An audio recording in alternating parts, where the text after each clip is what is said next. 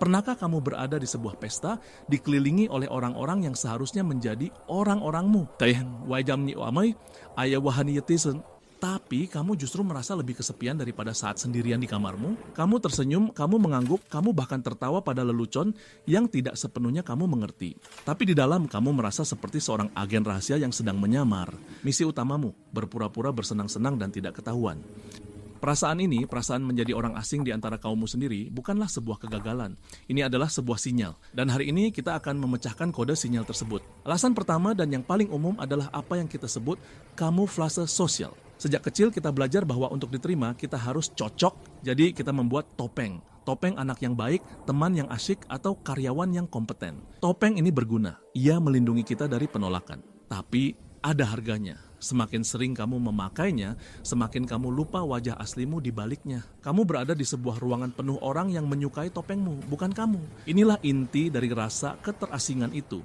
Disonansi antara dirimu yang ditampilkan dan dirimu yang sejati. Alasan kedua adalah pergeseran nilai. Manusia tidak statis. Kita tumbuh, kita berubah, kita berevolusi. Mungkin dulu kamu dan teman-temanmu terikat oleh hobi yang sama atau kebencian pada guru matematika. Tapi sekarang prioritasmu mungkin sudah berbeda. Kamu lebih peduli tentang karier, kesehatan mental, atau buku yang baru kamu baca. Sementara teman-temanmu mungkin masih terjebak di frekuensi yang sama. Kamu datang ke reuni, mereka membicarakan kenangan lama, dan kamu tersenyum. Tapi di dalam hati, kamu merasa seperti menonton siaran ulang acara TV yang sudah tidak lucu lagi. Ini bukan berarti mereka orang jahat atau kamu lebih baik dari mereka.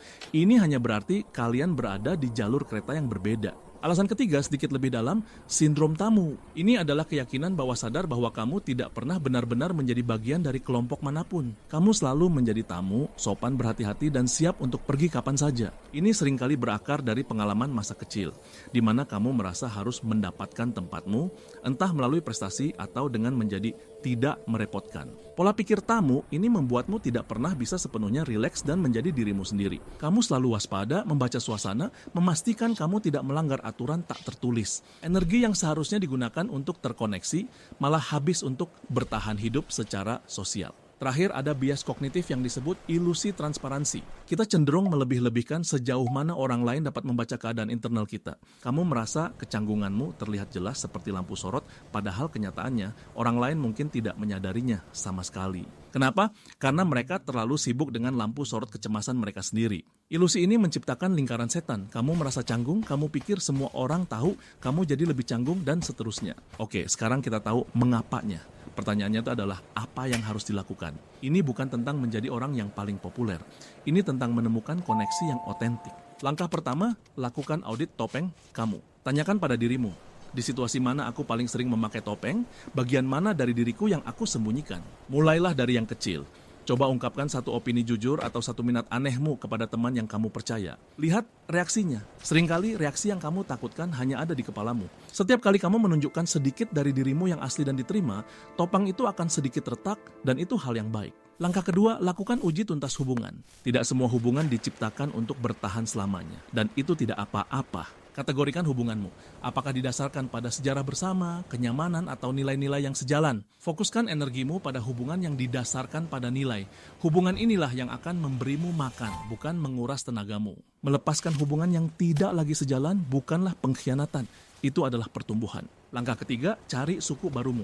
Jika kelompok lamamu tidak lagi cocok, carilah yang baru. Di zaman sekarang, ini lebih mudah dari sebelumnya. Ikuti lokakarya, gabung klub buku, atau komunitas online yang sesuai dengan minatmu sekarang. Di tempat-tempat ini, kamu tidak perlu berpura-pura. Fondasinya adalah minat yang tulus, bukan sejarah masa lalu.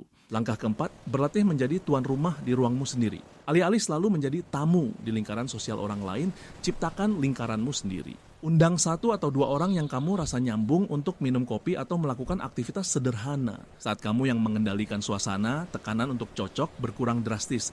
Kamu menetapkan aturannya. Pada akhirnya ingatlah ini. Merasa seperti orang asing adalah sebuah data, bukan takdir. Itu adalah bisikan dari dirimu yang lebih dalam, yang memberitahumu bahwa kamu telah tumbuh dan siap untuk sesuatu yang lebih. Tujuannya bukanlah untuk disukai oleh semua orang. Itu adalah resep untuk menjadi hambar dan tidak otentik. Tujuannya adalah untuk dikenali secara mendalam oleh beberapa orang yang tepat. Rasa memiliki yang sejati tidak datang dari menyesuaikan diri. Ia datang dari keberanian untuk menunjukkan siapa dirimu dan menemukan orang lain yang berkata, aku juga.